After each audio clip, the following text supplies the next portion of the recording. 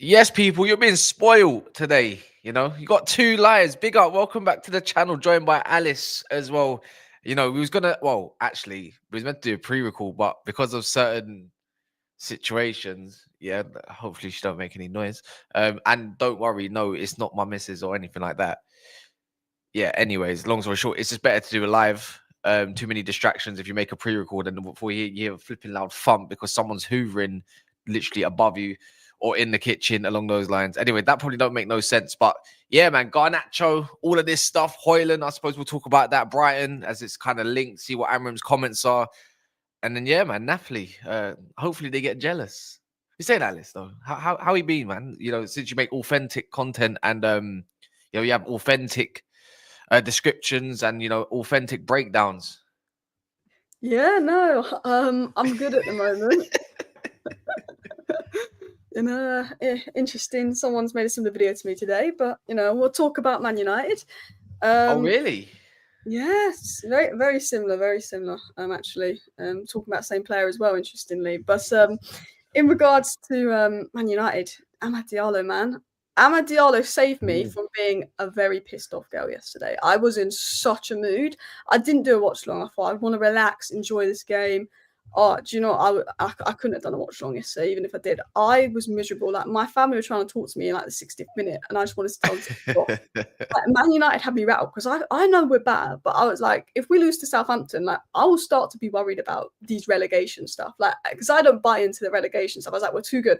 But if we lose to Southampton, like, my head's in a different space. 15th and losing to the worst team in Premier League history, on track to do that. So I was in a mood, and I just want to say, Amad Diallo, you have saved me from being a moody girl this weekend. I tell you that now. Yeah. You know what makes it worse? I was at the game.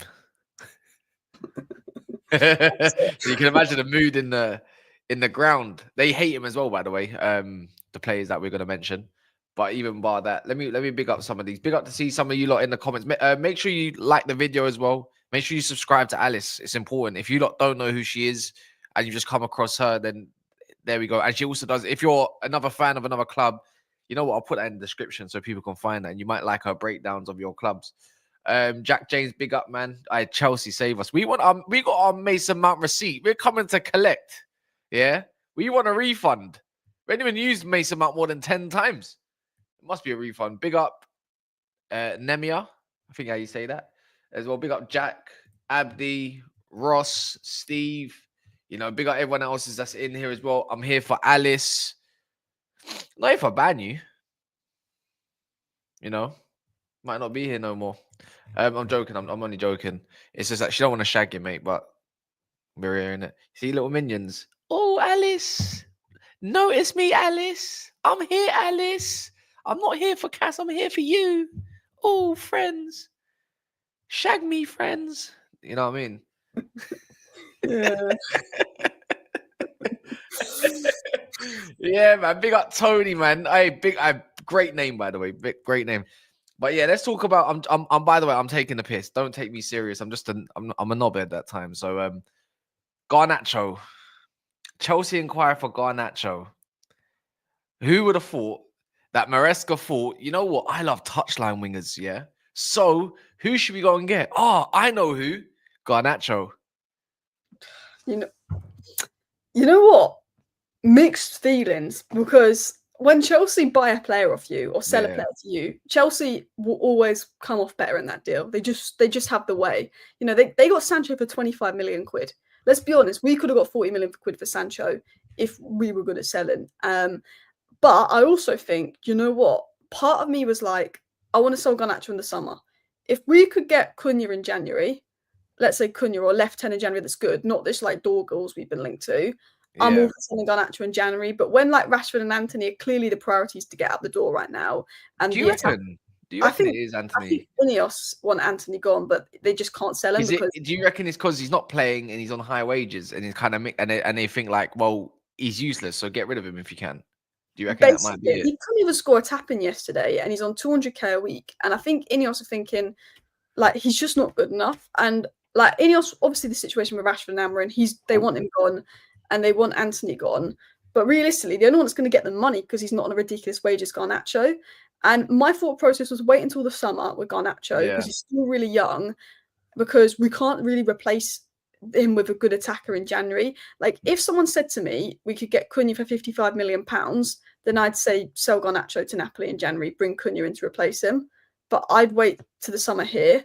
I do like the idea of João Felix and Amorim's system. I think João Felix is overrated, but he doesn't suit Chelsea. His best role would be Cole Palmer's role, and I do think he could do well in Amorim's system.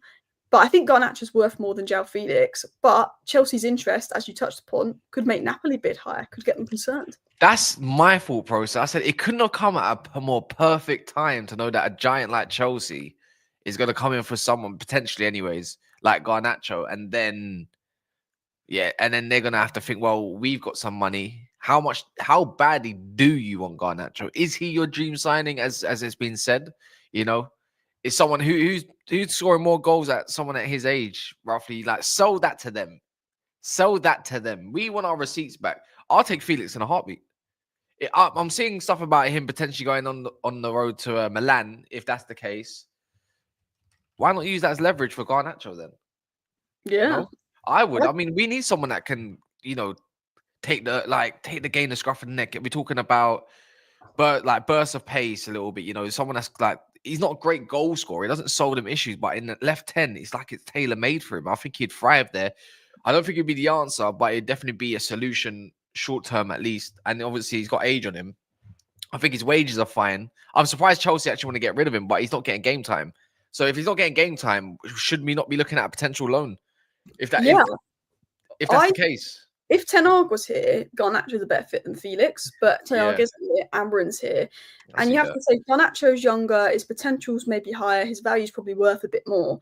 But if you're going to actually talk about what Ruben Amorim wants in his left 10, Felix has way more than Garnacho in terms of what Amorim wants. The Portuguese link up. Yeah, I think maybe George Mendes being the agent as well could help. And also, I heard something, and I don't know how true it was, and I can't remember who reported it, but actually, Felix was the only signing that Maresca didn't push for that Chelsea brought in. But Chelsea saw it as such a good opportunity because they liked Felix, so they brought him in. And actually, Maresca wasn't that bothered, which means that, to be honest, it kind of makes sense. When Chelsea are 1-1 and Felix is on the bench, why are they waiting to the 80th minute? I don't think Maresca fully wants them. So I think there's an opportunity there.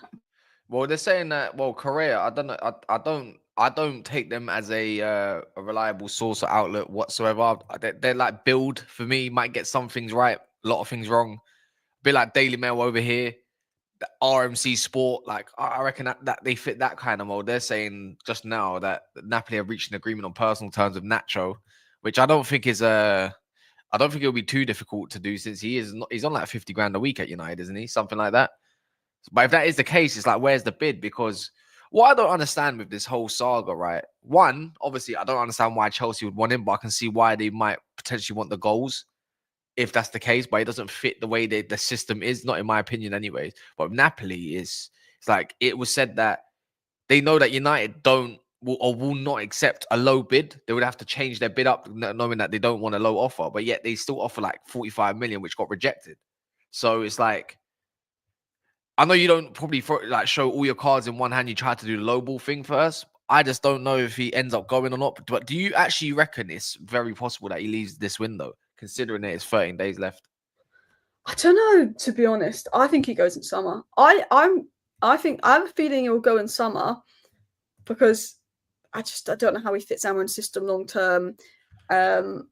I just think United would, because there's nobody clear to replace him with, and they're working on Rashford leaving first, and losing Rashford and Garnacho in the same window would be quite, like, even if they're not in the best form, would be costly. I think unless someone bids 60 million, and I don't know if Napoli will do that or not, he will stay. But the interesting thing is Napoli are in a title race. So if Napoli really want him and they've got 60 million for Kvaratskhelia, they might pay up when it gets to the deadline. But I think this could run for a while. Yeah. Oh, that's a nice one. What's it? It says, "Go Chelsea," but they have to run back Jaden. I think that ship's sailed, man. I think they got an obligation. I think it's out of our hands now. I'm pretty sure it's out of that. Oh my god, that comment below that is absolutely crazy. Garnacho feels a homegrown quota as well. I don't think there's an issue with us with a homegrown quota. I think with Kokonki, Toby Collier in the ranks, and I think that don't actually count because of the under 21 stuff. as well. You have to have a certain amount of like English players or British Yes, players in the squad, something like that. Anyways, I'm still all baffled by that. You know where I learned a lot of this stuff is FM. Football Manager teaches you everything that you need to know about all different leagues and what rules they have. Like I'm even hearing that even Rashford with the whole AC Milan, they only allowed like 4 English players or something. Why 4 English? Is there a certain limit on? It's weird, isn't it? I don't get it. Yeah, I feel like Garnacho's heart is set on Napoli, but do you, do you reckon a club like Chelsea, his head could be turned? They Do you probably know what? offer more money, maybe. You know, more than what United want. He might see himself as a Premier League player. He's still, he's still in England. Yeah, it's an interesting one because I think Chelsea is probably staying in England is more of an appeal as he speaks English and Spanish. But I do think Napoli, he's more guaranteed game time because he's the one that they love. He probably would feel more wanted at Napoli. He's the one that they want. He's the Kvaratskhelia replacement. This is Antonio Conte's dream signing. Whereas Chelsea stockpile players, stockpile young wingers, and then just play them in the conference. And I think, he can easily challenge Madueke. Neto's injury prone, and he offers something very different to Sancho for like maybe a more transitional game. But I Yeah. just think if I'm Nacho, I look at it and think, well, Napoli, they clearly love me. I'm the dream signing. I'm going to play. Chelsea is going to be competing with all the young wingers, and I think Chelsea do hoard wingers a bit. So if I was him, I'd go Napoli, but I think Premier League is probably, or La Liga is probably what he wants. He would thrive there, though, isn't it? I keep saying it. It's like if McTominay's got the time and space to turn in certain areas, like Garnacho would have some fun out there. I said I don't actually think he's a bad player though. Like I think I've always said I think he's a solid player, but I just don't think he's a solid player in this system, let alone this league. I think if he went down to like a Fulham, they'll probably appreciate him a little bit. Maybe one of those clubs, but I don't think he sees himself there. He sees himself in like the ambition of like Cristiano Yes. Ronaldo, probably at a top club. Napoli's probably a good way to build yourself as well. You get Champions League football, so you don't have to worry about that. So you're going to be playing, and the fans are going to love them. Italians and this Argentinian connection is solid. Look all the names they got. I'm pretty sure a lot of Argentina's like ancestry, like of recent, anyways. Let's get that thing is Italian and German, no? Am I right in there? Am I right? Like you got Di Maria. You think Di Maria, Messi, and all these men, Romero? Do you think that's not all Italian? You must be insane. But There's yeah, definitely something connection there. and then now like Garnacho's going to start doing the Maradona stuff. We switch from him to Maradona if he goes Napoli. The question I feel like the better question is, by the way, is does Napoli fork up the money? Do they fork up 55 million? If they've been rejected I don't know if it's 45 or 40 million, right? Or was it 40 million? 40 million, yeah. Do they ramp up another 10 to 15? They got the money. Like United know they got the money. And right now, it's not like they're targeting any other wingers, as far as to my knowledge. They targeted one, but it would be on the wrong side, Adeyemi. Napoli are a very difficult team to negotiate with. Napoli are one of those teams where, there was a reason it's very hard for Victor Osimhen to get out the club. Like Napoli are one of the, like Kim Min-jae only got out because of that release clause. Do you know what I mean? Napoli are one of those sides where when it comes to buying and selling, they play hardball and they don't muck about and they don't want to overpay for Garnacho. But I think 60 million is a very fair price tag for Garnacho. When you look at the age, he's actually got, weirdly, he's not in his best season, but I think he's second for players under like a 21 goal contributions this season or something crazy like that. Yeah. He's not best season. I think only Yamal has more than him. So you can always use that in the favour. There's clearly a good player there in the right system and he's got good attributes and he's young and he's raw and he's still sellable. And I think, and I'm not comparing him to Victor Osimhen, but they paid up the money for Victor Osimhen, when they wanted to bring him in. If they really want someone to see someone as the perfect fit, I think they pay up. I think 60 million is more, it would be reached with potentially add-ons. I can't see them giving. Yeah, I can't see it. It'll be like a 50 plus 10 max. I don't see it being anything else. They would want to stretch it. I'm pretty sure they would want that extra 50 million going on a centre back, maybe. Skriniar is one of the names in question as well. You know what I mean? He wants out. They don't want him. So maybe that's the case. I'm in agreement with you. I just want to know what targets United will go for because we keep talking about wing back. But if Garnacho goes, surely we need a replacement inside 10. Yeah. Surely. I want either, if we could, Cunha's for me the dream L10. Well, I mean, instead of 50, but they're not. Do you? Honestly, I don't think right now, as it stands, while they're trying to fight relegation, they accept any bid for Cunha. Oh, he's unsellable in January. That's the thing. You Yeah. sign that new deal, and I think he's got a release clause if they get relegated. Tyler Dibling's one. I want someone. Would you wait for him to get relegated first, though? Yeah, I want someone, to be honest, who can play 10 and wing back. So someone, Ama can. Ooh. I think Cunha or Rodrigo from Real Madrid, if we're being unrealistic, or Musiala, of course. But we ain't going to get them. We've got to be realistic. Musiala's not going to come. Rodrigo's not going to come. Arda Güler probably isn't going to come. And a lot of players like Cunha, you can't get in January. So I look at it, and Buemo's definitely one up there. But I was thinking Semenyo because he could play left 10, right 10, left wing back, right wing back. Get out. No, get out. Stream ended. People stream ended. Get out. I can't believe she just mentioned Semenyo in my grades. I can't believe it. I think he's no, we're not Tottenham. We're not Tottenham.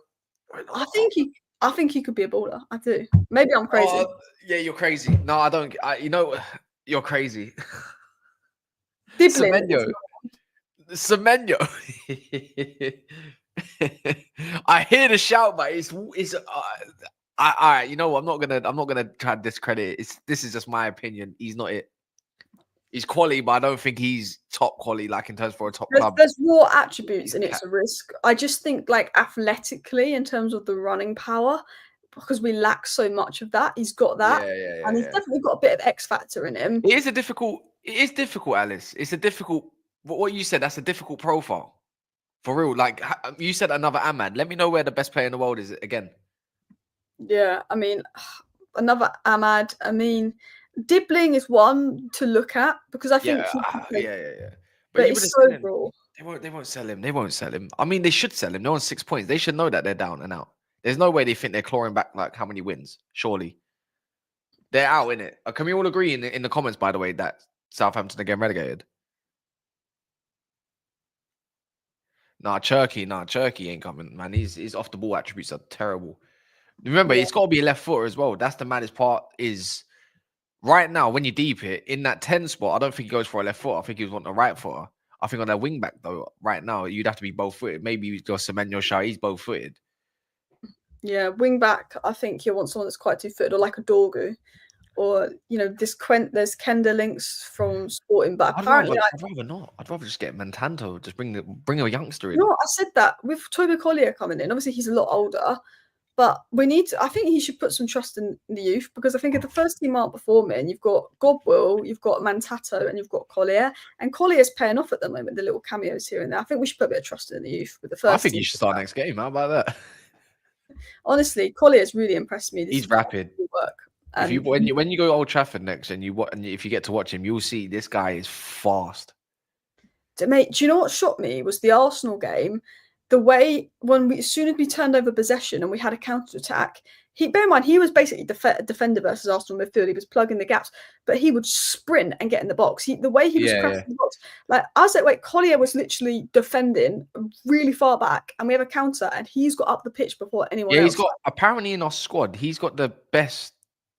Bleep test running stats. He's got the best ones. No one beats him. I think it's literally Bruno at the top. Yeah, literally, and he's much faster than Bruno. Bruno runs with a parachute on. He's double the speed of that guy, triple even. I would like to say who's that? Just who I'm gonna go with. I said it on my last stream. I'm gonna say it this stream. I think we should attempt to go get Leif Davies. Do you know what? Someone mentioned that on my last stream, and I said, do you know what? Very, very attacking minded left wing back, done well in the Premier League this season. And if Ipswich go down, it is solid shout. For sure. But if they don't go down, I think they'd be tempted now.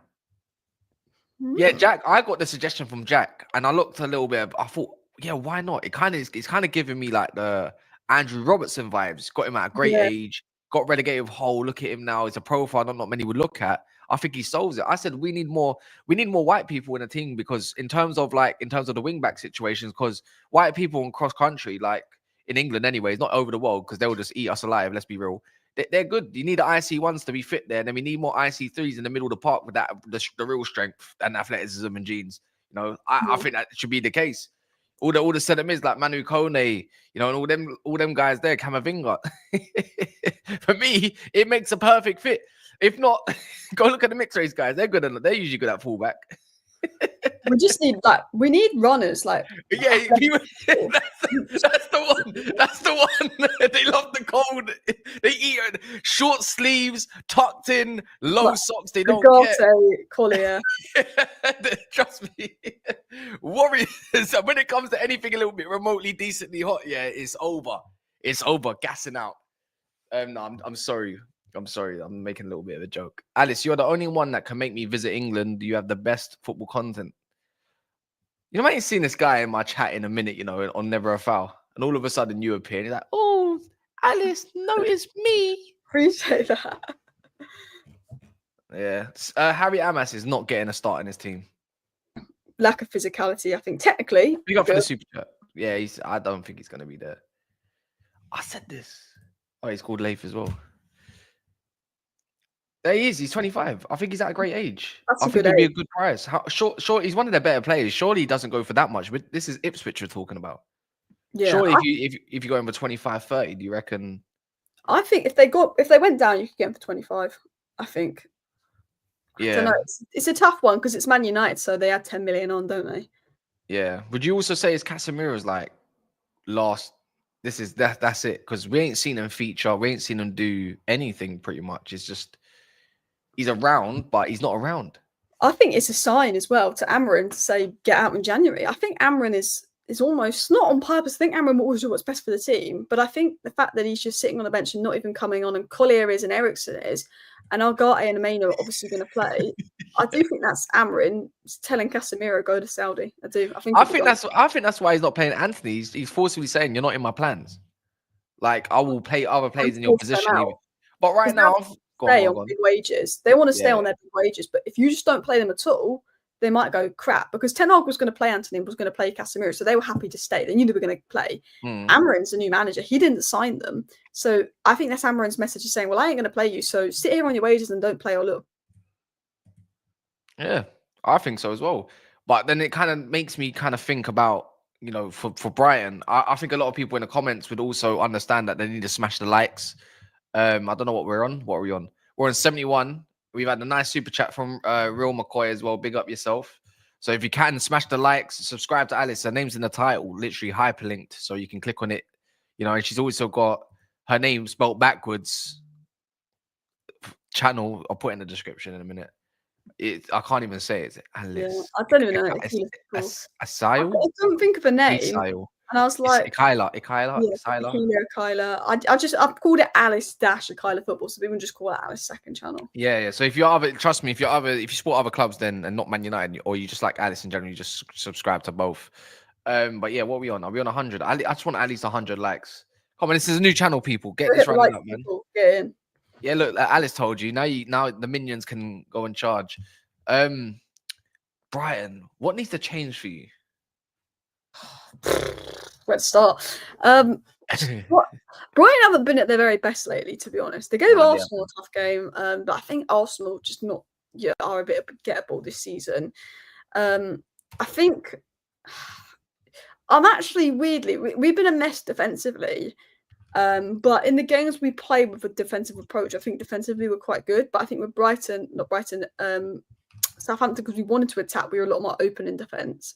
My biggest concern in Brighton is keeping the ball. They're going to press, they're going to work hard. And I felt that Southampton, they played some good football, they pressed us, we struggled to keep the ball. And I think we need them players that are going to keep the ball and able to keep the ball. And yeah, for me, start striker for sure. You know, Collier is definitely a shout with the running power, ex-Brighton as well. I'd be interesting to see. Maybe even try Yora as a 10 in a game like that for a little bit of retention. But I think Yora and Xerxes in the front line together, maybe want a bit more mobility there. But yeah, Xerxes starts versus Brighton for me. Yeah, Xerxes has to start. I said this, and I'll say it again. I don't want to bore people. I said, we was having a chat with like Adam Matic and obviously Faz and whatnot outside the stadium afterwards, as you do, yada, yada, yada. And it's just like, when teams suss out how Højlund is and how he's going to be in a game, then all of a sudden they press up because they know there's not going to be a mad threat in behind. The defenders get confident now to deal with him, etc. So they can move a few yards up. I mean, you're going to lose the ball pretty much a lot more times because it doesn't stick. As soon as Xerxes comes on, their whole line drops. Remember last time when Xerxes came on as well? Like Hoyland didn't even have a bad game against Brighton, if I remember correctly. Yeah, Under Ten Hag, and then Xerxes comes on, scores with it, and the knees offside. yeah, Do you remember that one? And he was absolutely ruining them. And right now, that's what I feel with Xerxes. He brings the whole team together to play. At least, we can talk about pressing. I know Amrim's comments. Literally, if I can bring them up from what Laurie Whitwell, he's got all the important quotes, I suppose. But he was talking about it's more of a team problem than a Rasmus problem, which can be fair. But at the same time, let's not be idiotic that he's just not that good. It's not just from now; it's from the past. So we clearly have a lack of goals and threat. When you threaten the opponents maybe don't press you so high. Everything is connected. But that's exactly what I'm trying to explain to you. There is no threat with him because he makes dumb runs. He doesn't hold up the ball. He can't even flip him pass a ball correctly, other than that one against Garnacho, which pretty much was it like 12th minute, something stupid like yeah. that. So yeah, like it's just. It's I can't see. I don't want to see him. He needs to be taken out the frying line and have cameos. He's yeah. that sort of player when you're 2-0 up, then slap him on. It He makes told, sense. you know what's mad is right at the end of last season, the last 3-4 games of the season, Ten Hag played him off the bench because he was playing Bruno false nine, and Yeah. Højlund, I think 3 games in a row, came off the bench and scored and had good cameos. But I think, for me, if we're not scoring goals and we're not creating chances, what's the point of having Højlund on the pitch when he can't do the basic stuff like hold up the ball and play those little flicks? Look, Xerxes hasn't been brilliant, but if we're not scoring goals, because Højlund's a better goal scorer than Xerxes, but we're not creating and we're not scoring goals, we at least need someone that's going to give us hold up the ball, play those flicks, keep the ball, keep the team moving. And I watched Xerxes at Bologna. I actually was quite impressed with him at Bologna.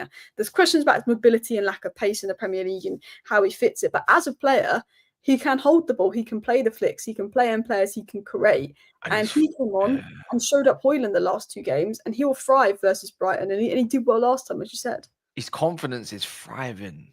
Like, look at the way he turns, like off the shoulder, let the ball run, or holds off a man and then drops off it. Like we're talking about Bednarek here, people. Bednarek. Who's Bednarek in the Premier League? He used to get absolutely, literally chump changed all the time by strikers. No different, but yeah, Højlund can't get the better of him at Old Trafford as well. I can't believe that was Old Trafford, and they gave it to us the way they did. Embarrassing. It was embarrassing. It was embarrassing even watching it, but I did feel we was going to win regardless. Anthony missing, the handball that they didn't get given, and obviously the Nacho miss. It could have changed the whole game, but in the same breath, they could have killed us off. If it wasn't for Onana, we would have been dead. Do you know what I mean? We would have been dead. I think Euro, I wouldn't even mind if Euro starts again. Actually, you know what? Amram would be brave to start Euro again. I would start him again. Yeah, sometime. do you know what?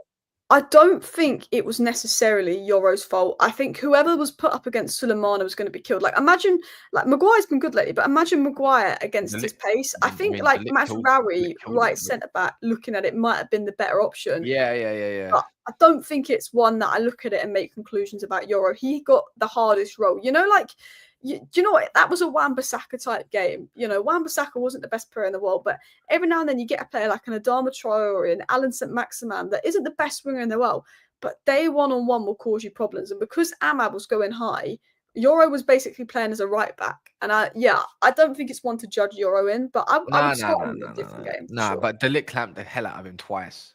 Yeah, De Ligt really impressed me today. He had a stinker versus Liverpool, but last 2 games really been like, nah. I think he's a wide centre back. I think in the central areas he's not as comfortable. I think that's just Maguire's role in it. I think Euro would be better as a centre back as well. Oh, 100%. Yeah, I think that's his role a little bit more. We've seen him there once. I think he got put there. I think it's time to take out Lissandro, not because he's been rubbish or anything. I know he got done by Tyler Diblin, but I think it's more of an energy thing. You got to rotate the squad. He looks knackered. Like I said, Ugarte looked knackered. That's why he brought him off. Literally brought him off because he's knackered, right? That 120 minutes to get through the Southampton game in hindsight. This is why I said I expect it to be leggy because it's just all these players that are playing. You have rotated a couple. Then mine, you had no excuse though. He had no excuse. You come off at this 60th minute or something against. Yeah, he looked leggy. Yeah, nah, he's just. You know what? I'm gonna be real with you. Yeah, I just don't think he's a centre mid. And really? He's not a centre mid. He's not a centre mid. He looks lost. He don't. That's not. It's not his trade. He's not. Go on. I thought he was really good the last few games, but he wasn't good that one. I think I don't know, like if it's rustiness. I think in a midfield 3, he works more than in a midfield 2, and do you know what I mean? Yeah, I think so as well, but that means that extra little bit of cover or help. I'm looking at it thinking it could be like that if he's moved into one of those left tens. Remember, he's a 10. By trade, he's a winger slash 10. Something further forward. You know what he is? He's a very. Me and Rance were talking about earlier. He's a very expressive player. You can't restrict these players. They want to go forward. They want to express themselves, and also he's young. Yeah, So it's like Paul Pogba elements. that's what I'm trying to say. Is like even then Pogba's a way more complete player at his age than what Manu ever Yeah, was. Pogba was a different level, man. Yeah, he's Like different we didn't get the gravy. best out of him, and that used to really annoy me. But he needs to be in one of those that left 10 spot for me in the half space, the width, like where however you want to label it in the latest football terms. He needs to be in that space You for know me. what? I Half think turns, gone.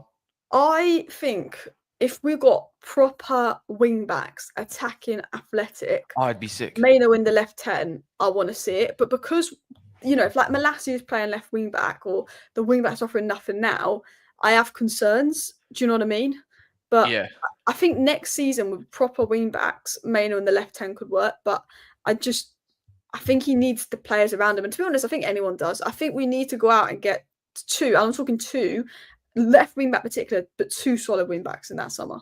Yeah, Manu's a quality player and a guy you're getting a great partnership going. Yes, he's bad game, but he's young. No, I hear that, but it's more like it's always I know he's young. He's allowed to develop. Let's be honest. He's allowed to develop there. If Amram sees that's his future position, and so be it. But there's a lack of progression when him and Agate are in the middle. That's the reality of it. When when you see Manu get into the 10 areas, when he goes venture up, you see him be way more expressive. Passes going forward. He drives with it a lot more. In a 6/8, for me, he doesn't have the long ball in him. It's not his game. He wants to drive with it.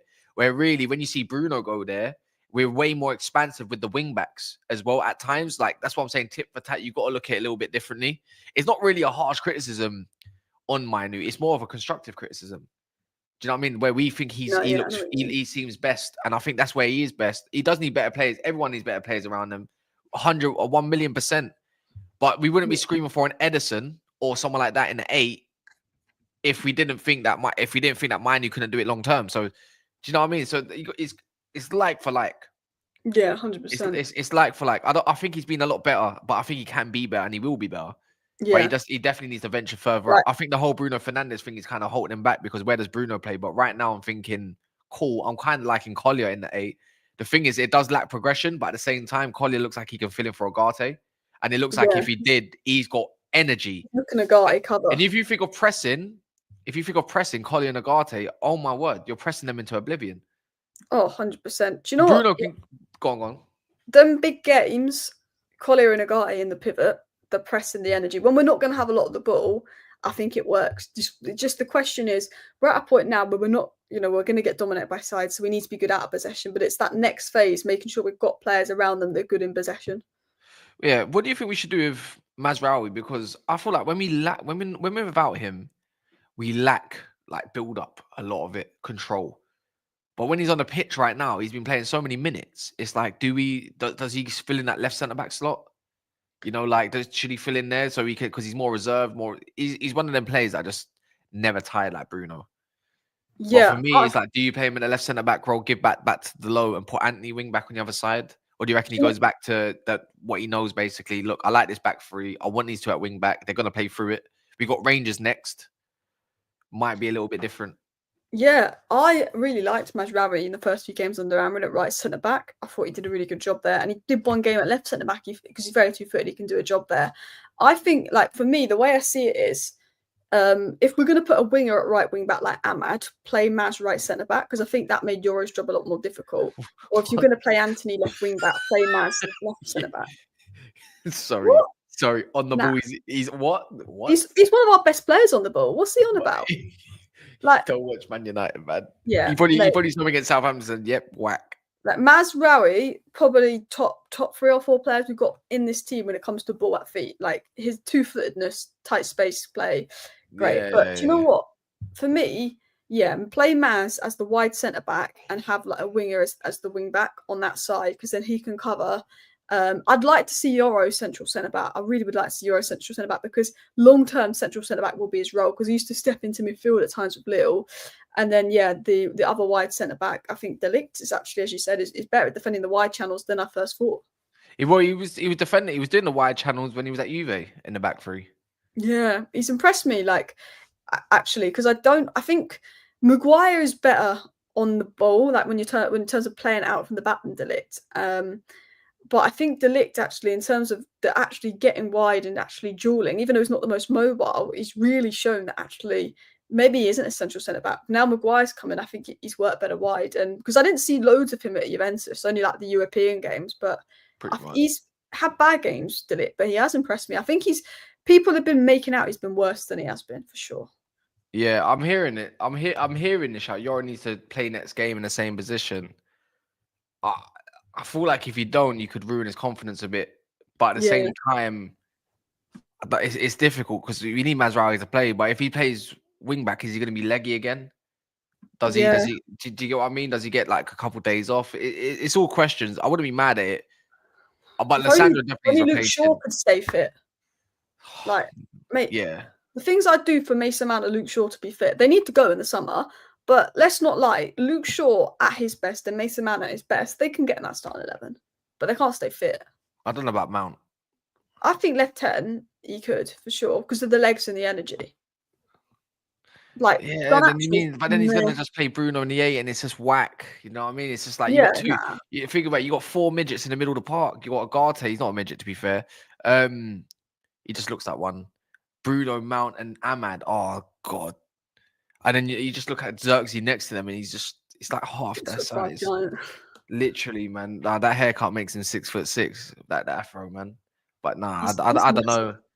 I think the issue is still Bruno. I kind of like Bruno's recent performances. I liked his performance yesterday as well. I know he was everywhere, but it's because nobody could do their jobs. And it's just like I want the legs around Bruno. Like I would like if there's Collier, Garte, and you got Ahmad around Bruno, and then someone that's gonna zip past Bruno. I suppose like even Delo. I suppose it's like he's got enough around him to do what he needs to do a little bit.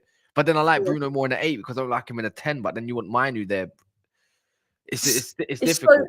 It's so mixed. Bruno's one of them players, and this is what I said about United. And I said this yesterday. I said, with Man United right now, the only way we're scoring is if Bruno does something good or Ahmad does something good, because nobody else in this team is like. If you look at nearly every goal that's come under Amarin, Ahmad or Bruno have played a massive part in it. Nearly every goal. Do you know what I mean? Like whether even if they haven't got a goal or assist, they've won back the ball. Or they've played the pass that's got the assist. Like, you know, Bruno played, I think, a really good ball into Garnacho. They laid it on a plate for Anthony. You know what I mean? Bruno, I think, has been hit and miss. He's had some really good games. I think the big games, he really stepped up. You know, like Liverpool game, I thought he was unbelievable. I don't fully know where his best role is in Amarin's system because he's definitely a number 10, but in a midfield 3. And Amarin obviously plays wider 10s. But he's one of those guys where you need him on the pitch and maybe closer to goal just because him and Ahmad are the only players in this team that actually have quality to make something happen out of nothing. Yeah, pretty much. I'm just seeing, hopefully, Brighton. If we get a win against Brighton, I think that way, I think a lot will change mentally. We are on a mental aspect. I don't think it's an ability thing more times. Sometimes I think they got much better footballers than we do. But yeah, it could change mentally for these players just getting. I can't believe we're saying this when we're at home. We play better when we're away from home. I know. It kind of reminds me of back then. Who is it that we always used to do? Is it Ollie? Ollie. Yeah, well, he used to be really good at home. I think he broke a record for we played 38 games at home unbeaten or something. Yeah, who is it? There was a manager where it was better away. It might have been Van Gaal, could have been Marie, it could have been anyone. There was someone that had a better away record than they did at home. It used to frustrate me. Maybe Mourinho. It definitely weren't Ollie or Ten Hag. Yeah, maybe. Or maybe it was Ollie. Was it Ollie? Maybe actually it was Ollie that broke the record for most results away because I think it was COVID, so there wasn't exactly crowds. Yeah, there you go. 29 unbeaten away under Ollie. That was it. It was Ollie. I thought it was at home. So what do you reckon the score is going to be against Brighton? They're a jammy team, you know. Ipswich gave it to them, you know. I know it was at Ipswich as well, but they did give it to him. Brighton's first win in ages. So at least they're not. You can't say they're due a win. Can't use that excuse. Mate, I think it's 1-1. I think it's João Pedro will probably score. We'll do so. I think we'll miss sitter. Well, one thing at least they're not good at is in the air. At least I think we'll play better, but I think we'll miss a sitter and they'll get a jammy goal and it'll be a draw. 2-2. I'm gonna be positive. I'm gonna say we're gonna win 2-1. I'm saying 2-1. I don't think they're scoring from corners. That corner there, I'm not even gonna put that down to like bad, like us conceding the corner directly because it was literally off of us. It was unlucky. Yeah, it was unlucky at that part. So don't have to worry about them in the air. I think again, it all comes down to that 1v1 battle as well. If you can lock up their wingers, great. But if you can pin down Van Heck, which I think Xerxes will do, Lamptey's getting roasted. I'm telling you now, he's getting roasted and toasted. All of that. Don't even want to think about a stupid and against Ahmad. That is just you don't want to see that either. But yeah. But big up anyways. Everyone smash the likes. Again, are we on 100? Yeah, we're on 115. So yeah, big up to that. If anyone wants to make that 150, then you're a legend. Wait, who's live right now? Do you know anyone that's live? Is Dean still live? Dean is them man. Famzone is still live. I'm about to give them 2 redirects and it's still live. Well, big up to them then. Yeah, I got them. But anyways, look, people, make sure you subscribe to Alice as well. Literally in a title and whatnot. And then, yeah, we're going to be back. Maybe I might drop. You know what? I might even go live later. If there's more news, I'm going live later. Literally going later as well. So watch out for that one. Might go live on Never a Fire if I can be asked. And yeah, we move on. Got anything to say? Just beat Brighton. Make me feel happy about this club again and play some good football, please. And go and subscribe to Kaz if you're not subscribed and smash the likes. There you go. In a bitch.